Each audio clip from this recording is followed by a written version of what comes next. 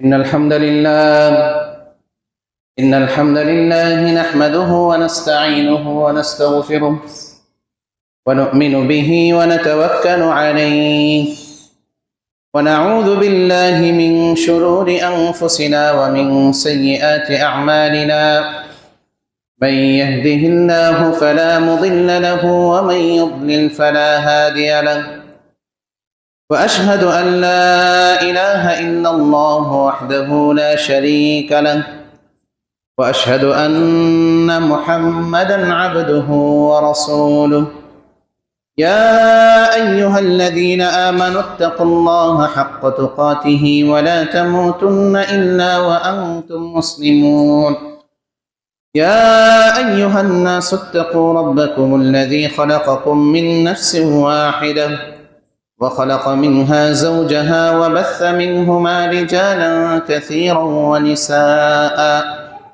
واتقوا الله الذي تساءلون به والأرحام إن الله كان عليكم رقيبا يا أيها الذين آمنوا اتقوا الله وقولوا قولا سديدا يصلح لكم أعمالكم ويغفر لكم ذنوبكم ومن يطع الله ورسوله فقد فاز فوزا عظيما أما بعد فإن خير الحديث كتاب الله وخير الهدي هدي محمد صلى الله عليه وسلم وشر الأمور محدثاتها وكل محدثة بدعة وكل بدعة ضلالة وكل ضلالة في النار فقد قال الله تعالى في كلامه المجيد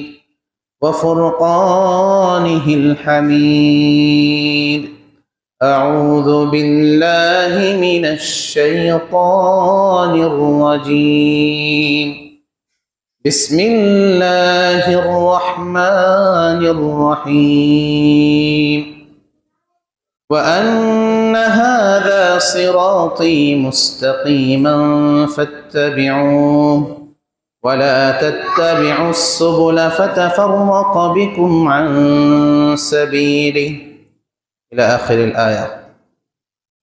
عن عائشة رضي الله عنها قالت قال رسول الله صلى الله عليه وسلم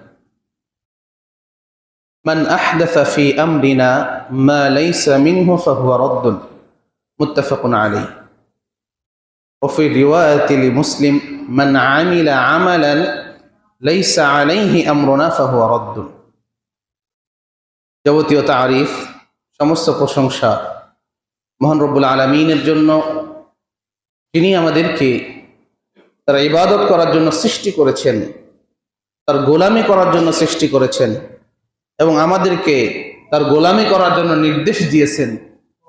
এবং আজকের এই জুমার দিনে তার গোলামি করার জন্য দুনিয়াবি যাবতীয় ব্যস্ততা থেকে মুক্ত করে মসজিদে এসে খুতবা দেয়ার এবং শোনার তৌফিক দান করেছেন। সেই মহান রব্বুল আলামিনের দরবারে শুকরিয়া আদায় করে সকলেই বলে আলহামদুলিল্লাহ। অতঃপর সালাত এবং সালাম বর্ষিত হোক আমাদের প্রিয় নবী এবং প্রিয় রাসূলের উপর,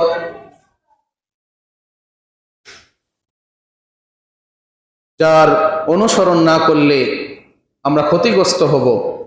আমরা যে কোনো আমলই করি না কেন, সেই আমলে যদি এই প্রিয় নবী এবং প্রিয় রাসূলের নির্দেশনা না থাকে, সেই আমলটাই বাতিল হিসাবে গণ্য হবে।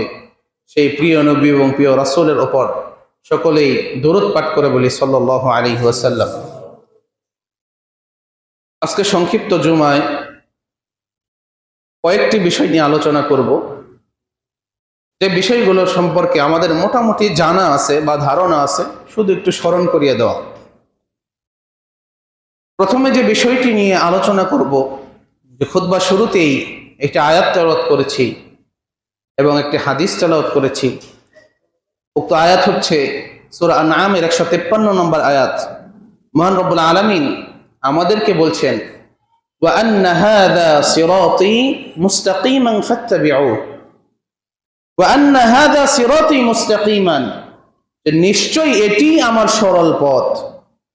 আল্লাহ তাআলা বলছেন ফাত্তাবিউ, সুতরাং তোমরা এরই অনুসরণ করো। সরল পথ কোন পথ? আল্লাহ তাআলার পথটা কোন পথ? যে পথটা আমাদেরকে রাসূলুল্লাহ সাল্লাল্লাহু আলাইহি সাল্লাম দেখিয়ে গিয়েছেন, যে পথে রাসূলুল্লাহ সাল্লাল্লাহু আলাইহি সাল্লাম নিজে চলেছেন, তার সাহাবায়ে কেরামগণ চলেছেন, তাবেঈগণ চলেছেন, তাবেঈগণ চলেছেন, এবং আমাদেরকেও চলার জন্য নির্দেশ দিয়েছেন। সেটি হচ্ছে কি? আল্লাহ তাআলার সরল পথ। ফাত্তাবিউ, সুতরাং তোমরা এরই অনুসরণ করো। ওয়ালা তাত্তাবিউস সুবুলা ফাতাফাররাকা বিকুম আন সাবিলি, এদেরকে এক জায়গায় বসায় দেন এবং বলে দেন আর যেন কেউ উঠা বসা না করে। কেউ কথা বলবে না, এদিকে তাকাও, কেউ কথা বলবে না কিন্তু। ওয়ালা তাত্তাবিউস সুবুলা ফাতাফাররাকা বিকুম আন সাবিলি, এবং তোমরা ভিন্ন পথগুলোর অনুসরণ করো না। সুবুল, সাবিলুন শব্দের অর্থ পথ, আর সুবুল মানে অনেকগুলো পথ। ওয়ালা তাত্তাবিউস সুবুল, তোমরা ভিন্ন পথগুলোর অনুসরণ করো না। ফাতাফাররাকা বিকুম আন সাবিলি, যদি অনুসরণ করো তাহলে আল্লাহর পথ থেকে তোমাদেরকে কি করে দিবে? এই পথগুলো তোমাদেরকে বিচ্ছিন্ন করে দিবে। অর্থাৎ আল্লাহর সরল পথ কয়টা? একটা। আর ভিন্ন পথ, যে ব্যাঠিক পথ আছে, ধ্বংসের পথ আছে, সেগুলো অসংখ্য, অনেক। এর জন্য বলা হয়েছে ওয়ালা তাত্তাবিউস সুবুল, ভিন্ন পথগুলোর অনুসরণ করো না। অর্থাৎ ভিন্ন পথ, অনেক পথ। আমরা বাস্তবেও এর সত্যতা আমরা বর্তমানে দেখতে পাচ্ছি যে আল্লাহ তাআলার সরল পথ হচ্ছে রাসূলুল্লাহ সাল্লাল্লাহু আলাইহি সাল্লাম এবং তার সাহাবীগণ যে পথে চলেছেন, সেই পথে যারা চলতেছে তারাই হচ্ছে সরল পথে আছে। আর এই পথ যারা বাদ দিয়েছে তারা কি? ওয়ালা তাত্তাবিউস সুবুল, তারা ভিন্ন পথগুলোর অনুসরণ করতেছে। এক একজন এক এক দিকে, এক এক পথে, এক এক তরিকায় চলতেছে। কিন্তু যারা রাসূলের পথে চলতেছে, তারা বাংলাদেশি হোক, সৌদি আরবি হোক, কুয়েতেরই হোক, কাতারি হোক, স্পেন হোক, অথবা তুর্কিতে হোক, সকলের চলাফেরার ধরন দেখবেন একরকম। আর যারা ভিন্ন পথ অনুসরণ করতেছে তারা দেখবেন এক একজনের সিস্টেম এক এক রকম। কেউ আছে সুফি তরিকায় চলে, কেউ আবার বর্তমানে আছে সুন্নিয়ত, সুন্নি উলামা পরিষদ বের হয়েছে, আবার সুফি উলামা পরিষদ বের হয়েছে। সুফিরা হচ্ছে মাজার পূজা করে বেড়ায়। কি করে বেড়ায়? মাজার পূজা করে বেড়ায়। আর সুন্নিরা হচ্ছে বিভিন্ন বেদাতি যত কর্মকাণ্ড আছে, যে ঈদে মিলাদুন নবী থেকে শুরু করে আরো যত জিলাপি খোর টাইপের যে অনুষ্ঠান, মিলাদ, কিয়াম, আরো অনেক নিকৃষ্ট আমল আছে, এগুলো তারা করে। আবার এক শ্রেণী আছে মাযহাবী, তাদের মধ্যে আবার চারটা ভাগ, চারটা মাযহাব, কারো সাথে কারো মিল নাই। সবাই কেউ এক পথে যারা চলতেছে, অন্য পথকে তারা দেখতে পারে না। এর জন্য আমরা মুসলিম হিসাবে যদি আমরা এর সমাধান পেতে চাই, তাহলে এই সূরা আনআমের 153 নম্বর আয়াত আমাদের মেনে চলতে হবে। আল্লাহ তাআলা বলেন ওয়া আন্না হাযা সিরাতী মুস্তাকিমান ফাত্তাবিউ, এটাই হচ্ছে আমার সরল পথ, এটাই তোমরা অনুসরণ করো। আর সরল পথ কোনটা? আয়েশা রাদিয়াল্লাহু আনহা থেকে বর্ণিত যে হাদিসটা আমি বললাম, যে রাসূলুল্লাহ সাল্লাল্লাহু আলাইহি সাল্লাম বলছেন মান আহদাসা ফি আমরিনা মা লাইসা মিনহু ফাহুয়া রাদ্দুন, যে ব্যক্তি এমন কোনো কিছু শুরু করলো বা আবিষ্কার করলো, এমন কোনো কাজ করলো যার মধ্যে আমার কোনো নির্দেশনা নাই, যার মধ্যে আমার কোনো আদেশ নাই, তা কি? ফাহুয়া রাদ্দুন, তা হচ্ছে প্রত্যাখ্যানযোগ্য, তা হচ্ছে কি? বাতিল। আবার মুসলিমের অন্য বর্ণনায় আছে মান আমিলা আমালান লাইসা আলাইহি মিনহু ফাহুয়া রাদ্দুন, মান আমিলা আমালান লাইসা আলাইহি আমরুনা ফাহুয়া রাদ্দুন, যে ব্যক্তি এমন কোন আমল করলো লাইসা আলাইহি আমরুনা, যার মধ্যে আমার কোনো নির্দেশনা নাই, ফাহুয়া রাদ্দুন, সেটাও কি? প্রত্যাখ্যানযোগ্য, সেটাও বাতিল, সেটাও গ্রহণযোগ্য না।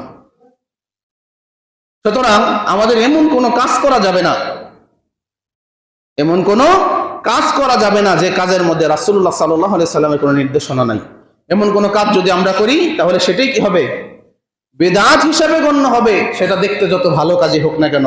কুল্লু বিদআতিন দালালা, প্রত্যেক বিদআতই হচ্ছে ভ্রষ্টতা, প্রত্যেক বিদআতই নিকৃষ্ট।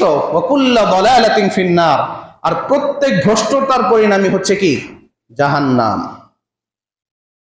এই যে আল্লাহ তাআলা বলছেন ওয়া আন্না হাযা সিরাতী মুস্তাকিমান ফাত্তাবিউ, এটাই আমার সরল পথ, এটাই আমার সরল পথ, তোমরা এটারই অনুসরণ করো।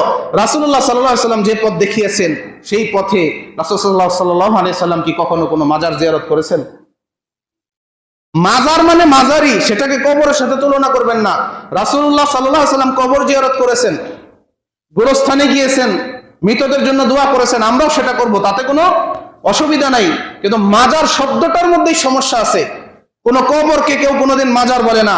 মাজার তখনই বলা হয় যখন কোন কবর বেশি উঁচু করা হয়, পাকা করা হয়, সেই কবরের উপরে সৌধ নির্মাণ করা হয়, গম্বুজ দেওয়া হয়, সেই কবরকে কেন্দ্র করে একটা বিল্ডিং করা হয়, তখন সেটা মাজার হয়। মাজার ভাঙ্গার কোনো প্রয়োজন নাই। রাসূলুল্লাহ সাল্লাল্লাহু আলাইহি সাল্লাম নির্দেশ দিয়েছেন উঁচু কবর ভেঙে দিতে হবে। কি ভেঙে দিতে হবে? উঁচু কবরই ভেঙে দিতে হবে। মাজার পর্যন্ত যাওয়ারই দরকার নাই। যে কবরটা দেখবেন সাধারণ কবরের থেকে উঁচা করা হয়েছে, আলাদাভাবে ওই কবরের দৃষ্টি পড়তেছে, সেটাই ভেঙে দিতে হবে। তারপর পাকা কবর ভেঙে দেওয়ার জন্য রাসূল সাল্লাল্লাহু আলাইহি ওয়াসাল্লাম নির্দেশ দিয়েছেন। কবর পাকা হচ্ছে, সেখানে কেউ সেজদা দেখ না দেখ, মানত করুক না করুক, সেটা পরের ব্যাপার। কবর পাকা করা হচ্ছে, সেখানেই বাধা দিতে হবে। যদি বাধা দিলে না শুনে, সেটা ভেঙে গুড়িয়ে মাটির সাথে মিশিয়ে দিতে হবে। এটা হচ্ছে রাসূলের নির্দেশ। বর্তমানে আমরা দেখতে পাচ্ছি যে আমাদের দেশে অনেক মাজার ভাঙা হচ্ছে। অনেক বলতে যে পরিমাণ মাজার আমাদের দেশে আছে তার তুলনায় খুব কমই। কিন্তু এখানে দুইটা বিষয় আছে। যদি এর মধ্যে কোনো অসৎ উদ্দেশ্য থাকে, যে দেশকে অশান্ত করার পরিকল্পনা করে সেই নিয়তে যদি কেউ এই মাজারগুলো ভেঙে থাকে, তাহলে কি আমাদের দেশটা চক্রান্তের শিকার। আর কেউ যদি ঈমানের দাবি নিয়ে তাওহীদের জোরে মাজারগুলো ভেঙে থাকে, তাহলে আমরা সাধুবাদ জানাচ্ছি। আবার সাথে সাথে এটাও বলছি যে মাজার ভাঙার কারণে আমাদের মনে কোনো প্রকার কষ্ট নাই। আছে? মাজার ভাঙার কারণে যার মনে কষ্ট হয় তাকে মুসলিম হতে হবে, সে মুসলমান এখনো হতে পারে নাই। মাজার ভাঙার কারণে যদি মনে কষ্ট লাগে, আগে তাকে মুসলিম হতে হবে। সে যতই নামাজ রোজা করুক, কোনো লাভ নাই। কেননা মাজার হচ্ছে শিরকের আস্থানা। প্রত্যেকটা মাজারে ওপেনলি গাঁজা সেবন করা হয়, আমরা জানি। প্রত্যেকটা মাজারে নারী পুরুষ অবাধভাবে মেলামেশা করে, তাদের মধ্যে কোনো পর্দা থাকে না। নেংটা বাবার মাজার আছে, আরো কত উদ্ভট উদ্ভট নাম, বদনাশা, তারপরে কি আরো কত শাহ আছে। এই মাজারগুলো ভেঙে ফেলাকে আমরা সাধুবাদ জানাই, কিন্তু একটা পরামর্শ, যে আমাদের দেশটাতে ইসলামী খেলাফত কায়েম নাই। আছে? আমাদের দেশে ইসলামী খেলাফত কায়েম নাই। এর জন্য আমাদের উচিত যে মাজার এইভাবে ভেঙে ফেলে তাদেরকে উস্কিয়ে না দিয়ে তাদের কাছে বেশি বেশি দাওয়াতি কার্যক্রম করা। অনেক আলেম কিন্তু করতেছেন, বিভিন্ন মাজারে যাইতেছেন, মানুষদেরকে বোঝাচ্ছেন। এবং মাজার যারা চাষাবাদ করে, ম্যাক্সিমাম সূরা ফাতিহাও বলতে পারে না। সাংবাদিকে যদি জিজ্ঞেস করে কোরআন পড়েন, হয়তো স্বীকার করে, হ্যাঁ পড়ি, সূরা ফাতিহাটা বলেন তো, আমি পুরাটা তো পারি না, কিছু কিছু পারি। এরা হচ্ছে মাজার চাষ করে। আর বাংলাদেশের প্রত্যেকটা মাজার যদি বন্ধ করে দেওয়া হয়, প্রায় অনেক অংশে মাদক সেবন কমে যাবে আমাদের দেশে। এটা শুধু ইসলামের দিক দিয়ে ক্ষতি করে না, দেশের দিক দিয়েও কি চরম অবক্ষয় হচ্ছে। কুষ্টিয়া যদি যাই, যে আপনারা শুনে বাউল সম্রাট লালন শাহ, এই কুষ্টিয়ার বিভিন্ন কলেজ ইউনিভার্সিটির ছাত্ররা গাঁজা খাওয়ার জন্য সেই লালন শাহ আখড়ায় যায়। সেখানে গিয়ে গাঁজা খাইলে পুলিশরা আরো পাহারা দেয়, নিরাপত্তা দেয়। আর বাহিরে গাঁজা খাইলে পুলিশ গ্রেপ্তার করে নিয়ে যায়। এটা হচ্ছে সেই লালন শাহ আখড়া। ঠিক তেমনি প্রত্যেকটা মাজারেই গাঁজা সেবন করা হয়, আমরা বিভিন্ন নিউজে মিডিয়াতে অনেক সময় দেখেছি। কিন্তু আমাদের উচিত, যেহেতু আমাদের দেশে ইসলামী খেলাফত কায়েম নাই, আমরা যদি এইভাবে মাজার ভাঙতে থাকি আমাদের হিতে বিপরীত হওয়ার সম্ভাবনা আছে। এর জন্য আমাদের উচিত যে আমাদের যে প্রশাসন আছে তাদের কাছে অভিযোগ দেওয়া যে এগুলো ইসলামেও জায়েজ নাই, এবং চরম নৈতিকতার অবক্ষয় হচ্ছে এই নেশাদার দ্রব্য সেবনের মাধ্যমে। গাঁজা, ফেনসিডিল, হিরোইন, কি নাই মাজারের মধ্যে। আবার অবৈধ নারী ব্যবসা, এগুলো তো আছেই। এগুলোর মাধ্যমে প্রশাসনের কাছে অভিযোগ দিয়ে যদি তাদেরকে উৎখাত করা যায়, এটাই হচ্ছে আসল বিজয় হবে। পক্ষান্তরে আমরা যতই ভেঙে ফেলি না কেন, আবার তারা সেখানে হয়তো কয়দিন পরে নির্মাণ করে নিবে। এই জন্য প্রচুর দাওয়াতি কার্যক্রম আমাদের চালাতে হবে। এগুলো মনে প্রাণে ঘৃণা করতে হবে। কেউ আবার দুঃখ প্রকাশ করবো না, হাইরে শাহ পরাণের মাধ্যমে আমাদের দেশে ইসলাম আসছে আর তার মাজারে গিয়ে একজন হামলা করতেছে, এইরকম দুঃখ কোনো মুসলিম করতে পারে না। রাসূলুল্লাহ সাল্লাল্লাহু আলাইহি সাল্লামের মাধ্যমে তো আল্লাহর পক্ষ থেকে দুনিয়াতে ইসলাম এসেছে, তাই বলে কি তার মাজারে কোনো কিছু হচ্ছে? বরং তার কবরের সামনে যদি কেউ নামাজে দাঁড়ায়, পুলিশ এসে ধাক্কিয়ে তাকে তাড়িয়ে দেয়। এখন নাকি সুযোগই নাই সেখানে ওই রকম কোনো কিছু করা। সেখানে রাসূলের থেকে কি এদের মান মর্যাদা বেশি যে এদেরকে সিজদা দিতে হবে, এদের কাছে মানত করতে হবে? কোন ইমানদার মুসলিম এগুলো কখনো মেনে নিতে পারে না। আর কোন ইমানদার মুসলিম যে সমাজে আছে সেই সমাজে কোনো কবর পাকা থাকতে পারে না। যেখানেই কবর পাকা আছে মনে করবেন তারা ভণ্ড। কবর পাকা করা মানেই হচ্ছে ভণ্ডামি। কবরই সই দিতে যান, বাদশার কবরও দেখবেন সাধারণ। আর বাংলাদেশে কি না কি পীর না কি নাম দেয়, তাদের কবর পাকা করে উপরে গম্বুজ করে দেওয়া হয়। আর কয়দিন পরে দেখা যায় যে অন্যান্য কবর ঠিক আছে, কিন্তু পাকা কবর পাইয়া সেখানে যে ছাগল উঠে কি প্রস্রাব করতেছে, না দাইতেছে। গম্বুজের নিচে একটু জায়গা পায়, সেখানে গিয়ে কি ছাগলে বসে থাকে, সেটার উপরে না দায়। অনেক দেখছি আমার নিজের চোখে। রাস্তার পাশ দিয়ে অনেক কবর আছে যেগুলোর উপরে গম্বুজ করা। তো এইগুলো রাসূলুল্লাহ সাল্লাল্লাহু আলাইহি ওয়াসাল্লাম কঠোর ভাবে আমাদেরকে হুঁশিয়ার করেছেন এবং এগুলো ভেঙে ফেলার নির্দেশ দিয়েছেন।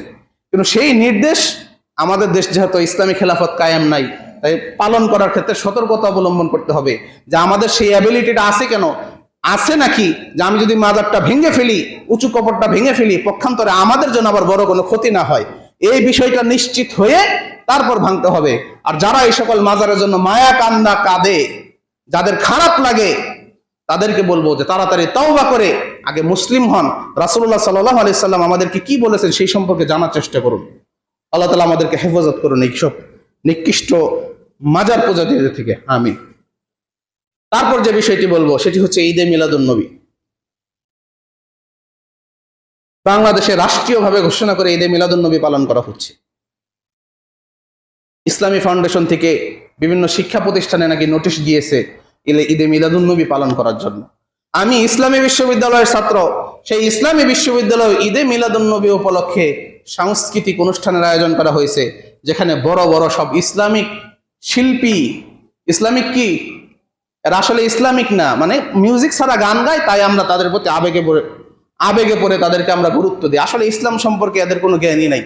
আর ইসলামে গান চর্চার কোনো সুযোগ নাই, এটা মনে রাখবেন। যত ইসলামী গান টান শুনি, এগুলো হয়তো কেউ গাইতে পারে, গাইলে হয়তো গুনাহ হবে না যদি কোনো শিরকি কথা না থাকে, কিন্তু এগুলোর জন্য সময় ব্যয় করা, এগুলোকে নিজের পেশা হিসাবে নেওয়া, এগুলো ইসলামে জায়েজ নাই। ইসলামে গানের কোনো স্থান নাই। গান শুনে কি লাভ? একজন মুসলিমের ঈমানিতভাবে কোরআন তেলাওয়াত শুনে, ওয়া ইযা তুলিয়াত আলাইহিম আয়াতুহু যাদাতহুম ঈমানা। আমরা কোরআন তেলাওয়াত শুনি না, কিন্তু কখনো কনসার্ট হলে, ইসলামিক কনসার্টের আয়োজনই যদি হয়, সেখানে আমরা কি দৌড়ে যাই, আমাদের জায়গা হয় না, কিন্তু মসজিদে লোক পাওয়া যায় না।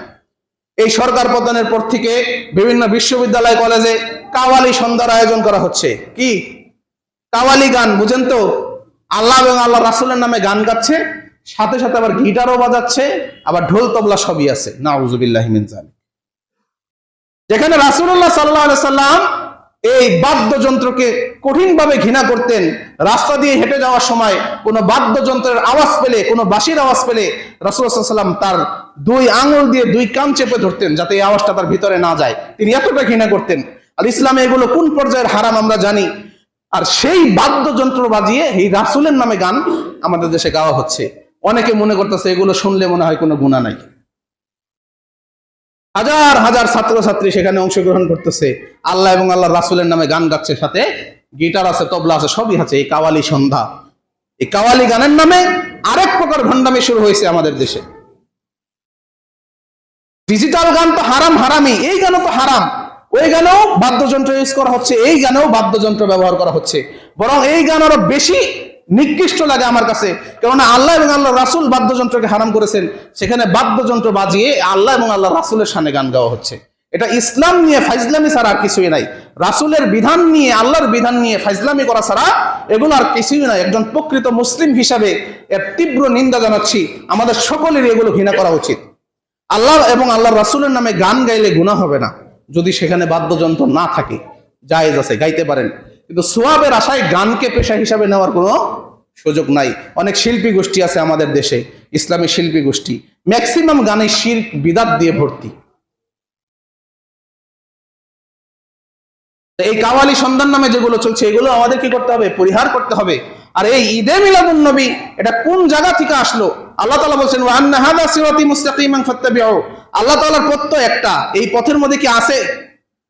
রাসূলুল্লাহ সাল্লাল্লাহু আলাইহি ওয়াসাল্লাম কোনদিন ঈদে মিলাদুন নবী পালন করেছেন? তিনি বেঁচে থাকতে তো তিনি জানতেন তার জন্মদিন কবে, জানতেন? তিনি নিজেও জানতেন না তার জন্মদিন কবে, শুধু জানতেন বারটা সোমবার।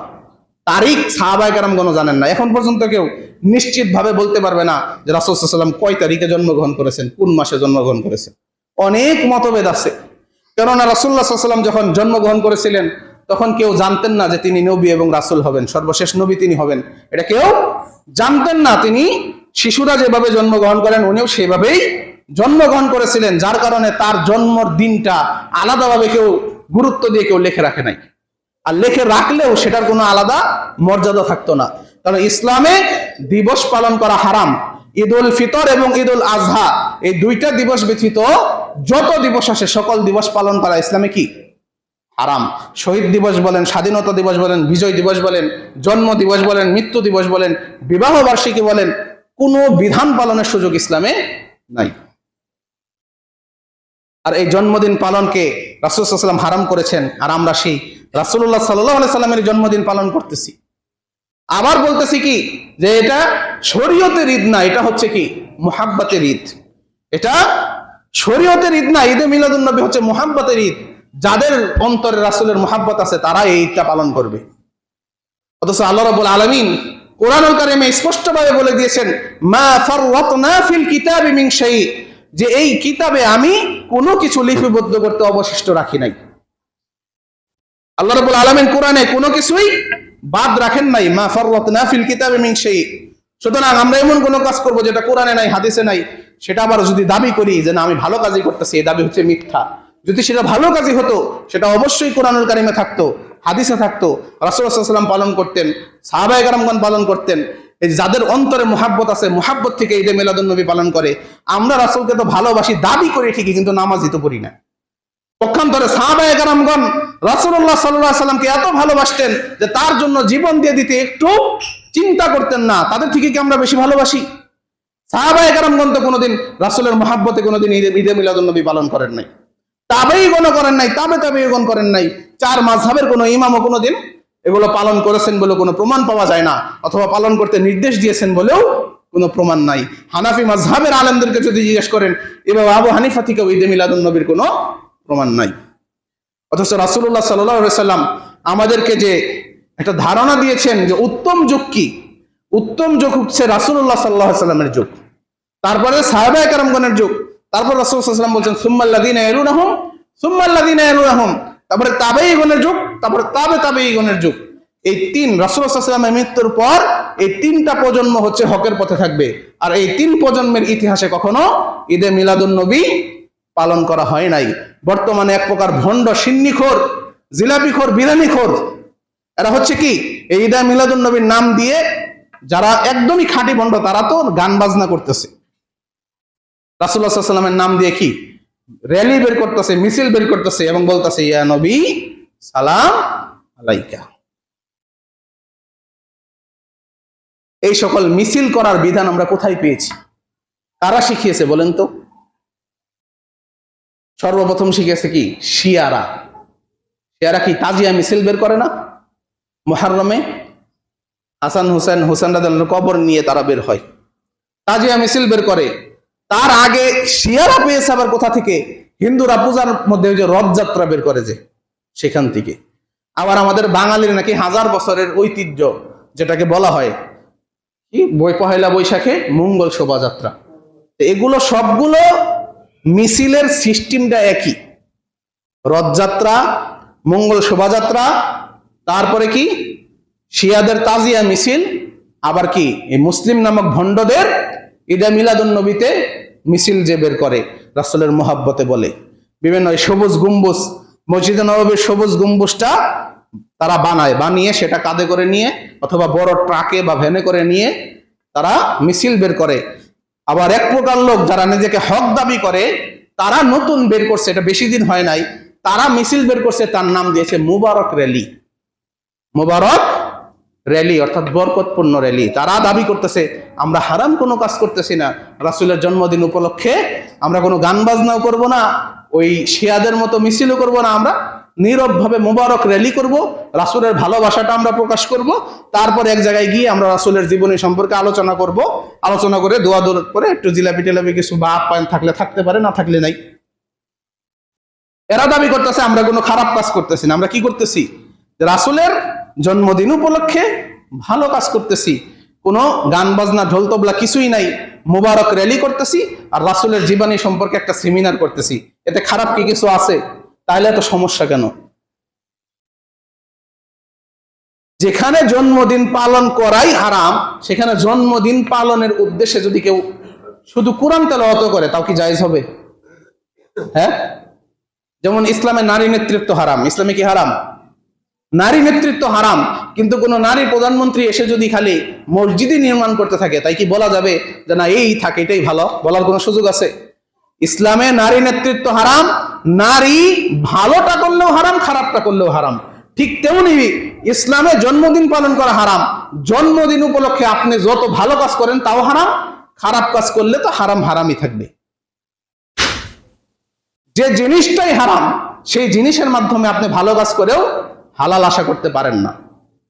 যখনই আমরা সওয়াবের নিয়তে কোনো কাজ করব, সেই কাজটা অবশ্যই আমাদের দেখতে হবে যে রাসূল সাল্লাল্লাহু আলাইহি সাল্লামের কোনো নির্দেশনা আছে কিনা, সাহাবায়ে কেরামগণ এই কাজটা করছেন কিনা, এগুলো। আর সবথেকে বড় কথা হলো, আমরা যখন কোনো ধর্মকে ধ্বংস করে দিতে চাইব, এই ধর্ম ধ্বংস করার সবথেকে উত্তম একটা পন্থা হচ্ছে সেই ধর্মকে অনুষ্ঠানের মধ্যে সীমাবদ্ধ করা। কেউ যদি কোনো ধর্মকে ধ্বংস করে দিতে চায়, সে যেন সেই ধর্মকে অনুষ্ঠানের মধ্যে সীমাবদ্ধ করে দেয়, তাহলেই সেই ধর্মটা ধ্বংস হয়ে যাবে। আজকে দেখেন অনেক ধর্ম মানুষ মন দিয়ে পালন করলেও আমাদের ইসলাম ধর্মটা একটা আনুষ্ঠানিকতার মধ্যে সীমাবদ্ধ হয়ে গেছে। আমরা যখন ঈদ পালন করি, ঈদ উদযাপন করি, ঈদের নামাজে দেখবেন লোকের অভাব নাই, কারণ সেটা একটা অনুষ্ঠান, আনুষ্ঠানিকতা।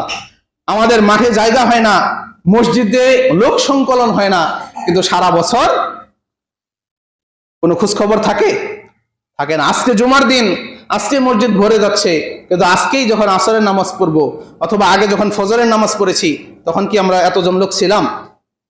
না। আমরা এই ইবাদতটাকে শুক্রবারের মধ্যে আবদ্ধ করে ফেলেছি, আনন্দটাকে, ধর্মীয় অনুভূতিকে আমরা ঈদের মধ্যে আবদ্ধ করে ফেলেছি।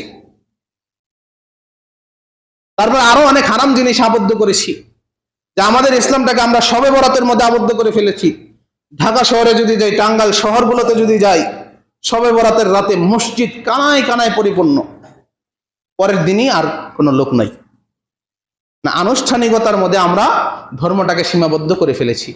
এইরকম ভাবে চলতে থাকলে এই ধর্মের কোনো ভ্যালু থাকে না। আমরা যে ধর্মটা পালন করছি, এই দাবিটা হচ্ছে মিথ্যা দাবি। ধর্ম যদি পালন করতাম, আমরা যদি ইসলামটা মেনে চলতাম, জীবনের প্রত্যেকটা ক্ষেত্রে আমরা ইসলামী শরীয়তের হুকুম আহকাম মেনে চলতাম, কিন্তু আমরা তা চলি না। আমরা আমাদের ধর্মটাকে আনুষ্ঠানিকতার মধ্যে আবদ্ধ করে ফেলছি। এই সুযোগটা অমুসলিমরা কাজে লাগিয়ে আরো আমাদের মধ্যে বিভিন্ন হারাম জিনিস ঢুকিয়ে দিয়ে সেগুলোর মধ্যে ইসলামকে আবদ্ধ করে ফেলছে। এই যে ঈদে মিলাদুন নবী, যে কোনোদিনও নামাজ পড়ে না, সেও রাসূলের মহব্বতের রাস্তায় বের হয়ে যাবে। যে ব্যক্তি ফজরের নামাজে মসজিদ পর্যন্ত আসতে পারে না, সে দাবি করে রাসূলের জন্য জীবন দিয়ে দিবে। দাবি কি সত্য না মিথ্যা বলেন তো? রাসূলুল্লাহ সাল্লাল্লাহু আলাইহি ওয়াসাল্লাম মৃত্যুর সময় বারবার সালাতের কথা বলে গিয়েছেন, কিন্তু আমরা তার কথা অমান্য করে নামাজ পরিত্যাগ করি, আবার রাসূলকে ভালোবাসার কথা বলি মুখে। এর মতো মুনাফিকি আর কিছু আছে?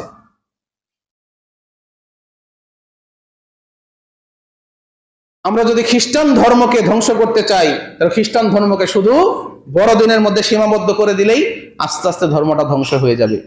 হিন্দু ধর্মকে যদি ধ্বংস করতে চাই, তাহলে হিন্দু ধর্মকে শুধু যদি পূজার মধ্যে সীমাবদ্ধ করা যায়, হিন্দু ধর্ম ধ্বংস হয়ে যাবে। শুধু মানুষ পূজা করবে সারা বছর, আর ধর্মীয় কোনো কাজ করবে না, কোনো নাম নিবে না। তাই কি বরং দেখেন হিন্দুদের বড় বড় দুর্গা পূজা হচ্ছে, তারপরে পক্ষান্তর প্রত্যেক মাসেই তাদের পূজা আছে, আরো বিভিন্ন ধর্মীয় অনেক কাজ আছে, সবকিছুই তারা করতেছে, তাদের মধ্যে কোনো অনীহা নাই, তারা ঠিকভাবেই সেগুলো পালন করে। পক্ষান্তরে আমরা মুসলিম, আমাদের জন্য সালাত আবশ্যক, আমরা শুধু ঈদের নামাজ পড়ি, জুমার নামাজ পড়ি, অথবা রমজান মাস আসলে একটু একটু নামাজ পড়ি। এগুলোর নাম আল্লাহর ইবাদত না। একজন আলেম একটা কথা বলেছেন, যে কথাটা আমার খুবই ভালো লেগেছিল, যে আসলে চরম একটা সত্য কথা, যে যারা শুধুমাত্র জুমার সালাত পড়তে আসে, তারা আল্লাহর ইবাদত করে না,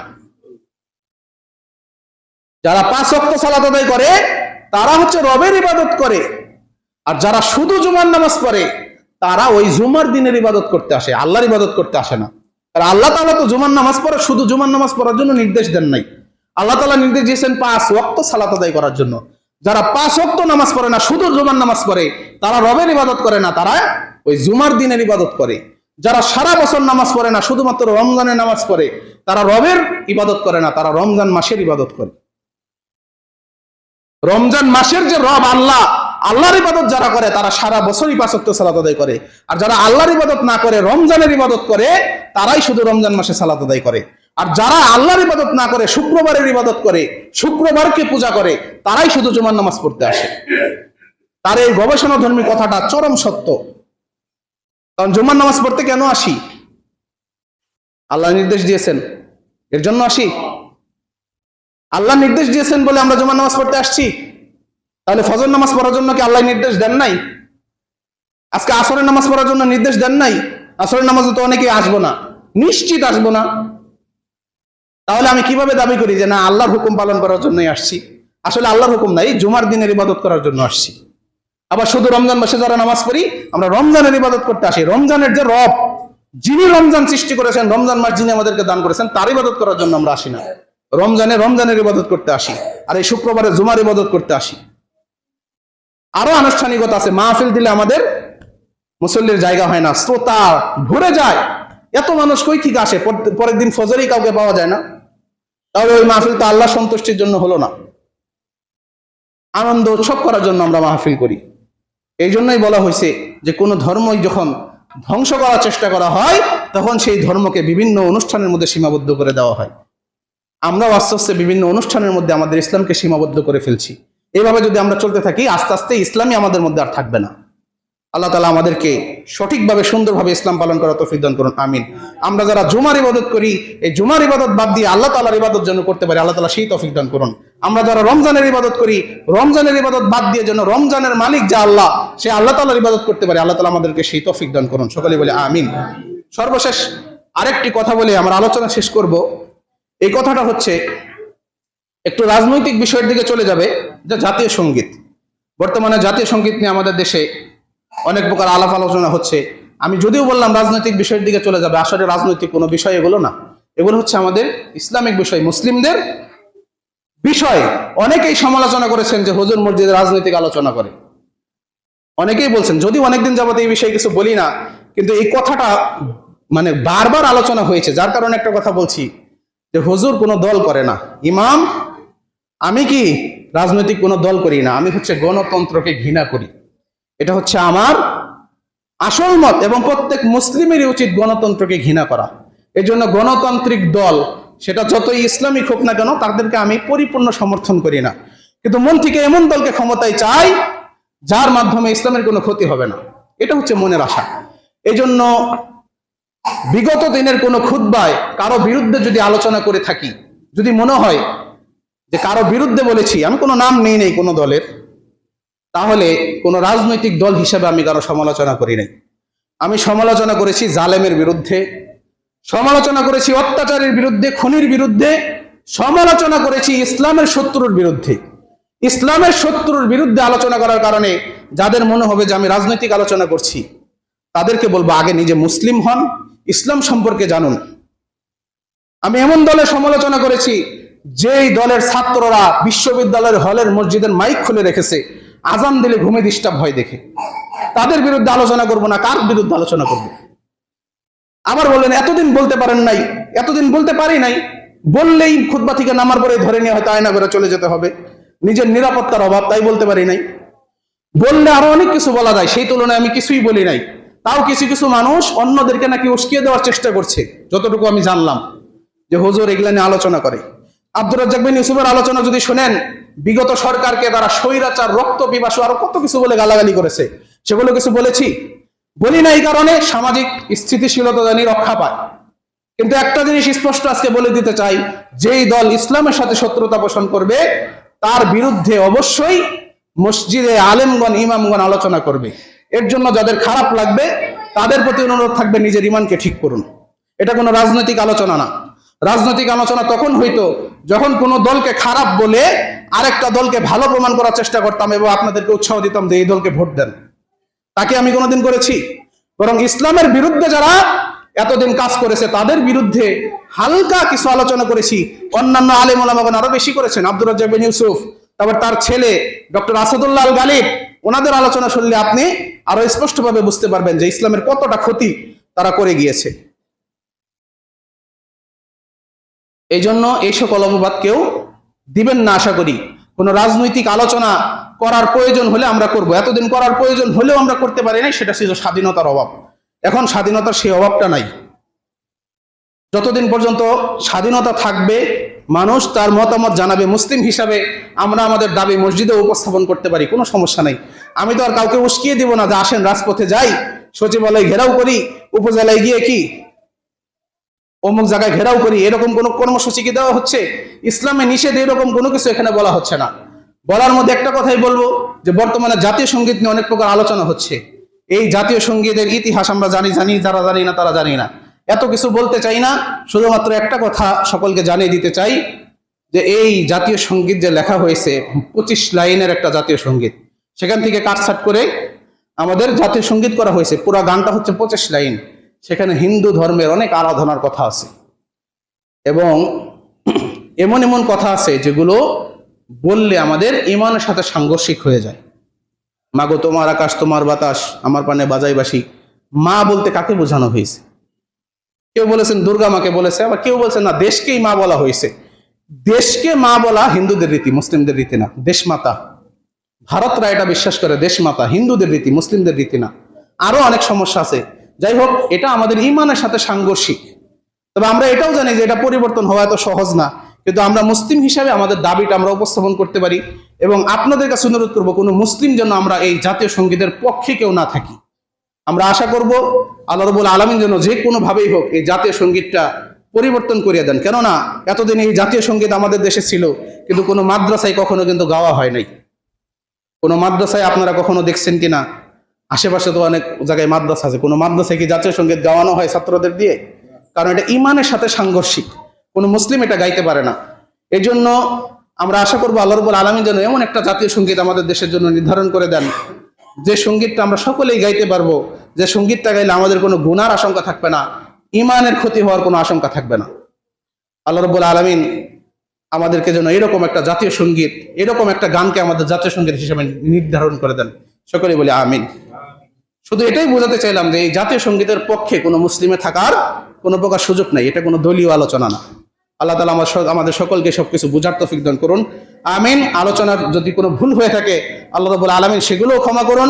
আর আলোচনা থেকে যা শিখতে পারলাম, বুঝতে পারলাম, সেগুলো আমাদেরকে সুন্দরভাবে আমল করার তৌফিক দান করুন। সকলে বলি আমিন। আকুলু কাউলি হাযা ওয়াস্তাগফিরুল্লাহ লি ওয়া লাকুম ওয়া লিসাইরিল মুসলিমিন ফাস্তাগফিরুহু ইন্নাহু হুয়াল গফুর।